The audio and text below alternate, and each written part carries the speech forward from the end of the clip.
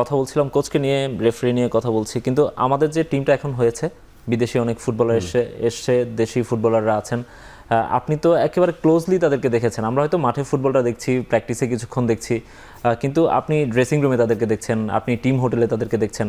আমি জানতে চাই যে এই যে হামজা সমিতদের সঙ্গে আমাদের লোকাল বয় যারা আছে, রাইট, লাইক আমাদের রাকিবরা আছে বা আমাদের তপুরা আছে, তাদের সঙ্গে তাদের আন্ডারস্ট্যান্ডিংটা কেমন হচ্ছে? আন্ডারস্ট্যান্ডিং নিয়ে কথা বলছি কারণ অনেকেই বলছেন যে তারা এখনও সময়টা পাচ্ছেন না, নিজেদের মধ্যে গুছিয়ে নিতে পারছেন না। আপনি ভেতর থেকে আসলে তাদেরকে কেমন দেখেন? যেটা হলো, আপনি প্রথমে বললেন বিদেশি প্লেয়ার, বিদেশি হলো বংশোদ্ভূত প্লেয়ার, আমাদের বাংলাদেশি বংশোদ্ভূত যারা তারাই। তো সবচেয়ে মানে ভালো হলো যে এরা কিন্তু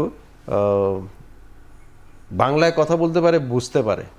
আচ্ছা, এটা এমন কোনো না যে প্রথম যে বুঝবে না, এরকম হামজা কুরবানে খেলে। তো আমি যতটুকু বুঝি এবং ফাঁকে ফাঁকে যখন তাদের সাথে কথা বলি তখন বুঝি যে আসলে একটা টিম তৈরি হইতে 1-2 ম্যাচে কিন্তু সবার সাথে আন্ডারস্ট্যান্ডিং হওয়া সম্ভব না। জি, এটার জন্য আমাদের এই যে সুযোগগুলি পেয়েছে, যেমন এই 10 দিন 12 দিনের ক্যাম্পের মধ্যে সমিত আসছে, পরে হামজা আসছে একটু আগে, হামিদুল আসছে একদম ক্যাম্প শুরুর থেকে। তো যত আমাদের এদের সাথে যত আমাদের এঙ্গেজমেন্টটা বাড়বে, তত আমাদের প্লেয়ারদের মধ্যে আপনার সকল বিহেভিয়ার, আচরণ সহ খাওয়া দাওয়া সব কিছু মিলিয়ে কিন্তু আমরা একটা জায়গায় যেতে পারবো, বন্ডিংটা। কারণ আপনি দেখবেন হামজা কিন্তু মাঠে নামলেও সে কিন্তু বলে বলে মনে হয় খেলতে হয়। জি, তো সে বলবে না খেলবে, তার তো অন্য জায়গায় সে বলাটা দরকার হচ্ছে না, রাইট, ড্রেসিং রুমে এসেও তো এই যে জিনিসগুলা, এটা আমাদের সাথে সাথে বললেই আসবে না, এই দূরত্বটা আছে। হামজা বলে যে আমি ওখানে যাচ্ছি, তুমি আমাকে বল দাও। সেটা তো ফুটবলটা হলো মানে সেকেন্ডের উপরে কথা, চোখের ভাষায় ফুটবল খেলতে হবে, রাইট, মুখের ভাষায় ফুটবল না, চোখের ভাষায় খেলতে হয়। যে ফুটবলের ভাষায় একটাই, বল দাও, পাস দাও, নিয়ে আগাও।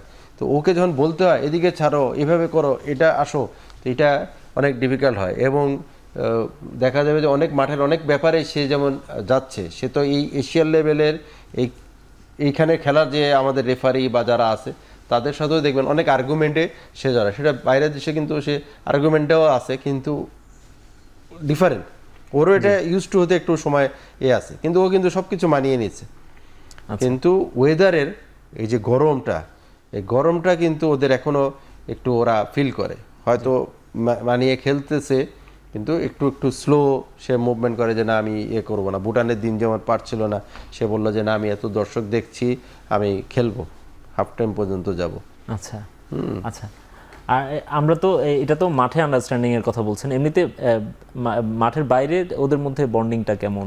মানে লাইক মানে ওরা মিশতে পারে কিনা ঠিকঠাক মতো? না, সব এটার নেই, ওরা মিশতেও পারে খুব ভালো, এবং ওরাও তবে এইবার একটু বেশি ঢাকাতে থাকাতে মানে হয়েছে যে আমরা তো একটু মানে হামজাকে পেয়ে মনে হয় যে হামজা সমিত সোমকে পেয়ে আমাদের আত্মীয় স্বজন যে আমাদের আছে, সেটা বন্ধু বান্ধব যে আছে, সেটা মনে হয়েছে যে যারা আমাদের খোঁজ খবরও রাখে নাই, ফুটবলের খবরও রাখে নাই, তাদের যখন ফোনটা রিসিভ করেছি তখন নিজের কাছে মনে হয়েছে যে আমি যে একটা ফুটবলার ছিলাম, তোর ফ্রেন্ড ছিলাম বা তোর আত্মীয় স্বজন আমি আছি।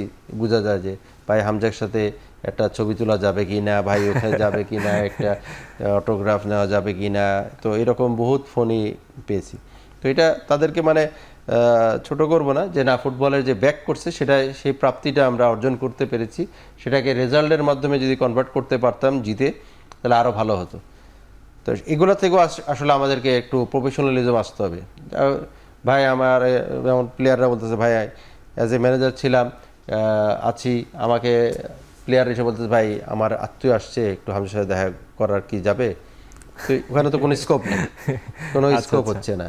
তার মানে ফুটবলারদের আত্মীয় স্বজনরাও আসছিল হামজা চৌধুরীর সঙ্গে, মানে এসে হয়তো লবিতে দাঁড়ায় আছে, তো আমাদের তো পারমিশন ছিল যে 2 তলাতে ওঠার কোনো স্কোপ নাই।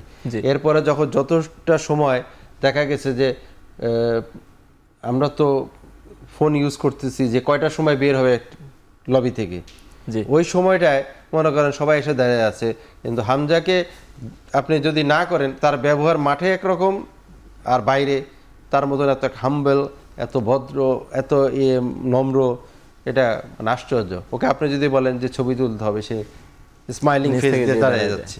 জি তো এইভাবে সবাই কিন্তু অনেকেই ছবি তুলে নিয়ে গেছে এবং তার সাথে অটোগ্রাফ সে এগুলি করছে। তো সেই বন্ডিংগুলো সবার সাথে আছে, সেটার সাথে কোনো দূরত্ব কারোর সাথে নেই। হয়তো অনেকে বাইরে বলে যে ফামিদুল, সমিত সোম ভাই, সমিত তো এসে খুব তাড়াতাড়ি সবার সাথে মিশে গেছে। আচ্ছা, নাইস। তো এগুলো হলো ভালো দিক।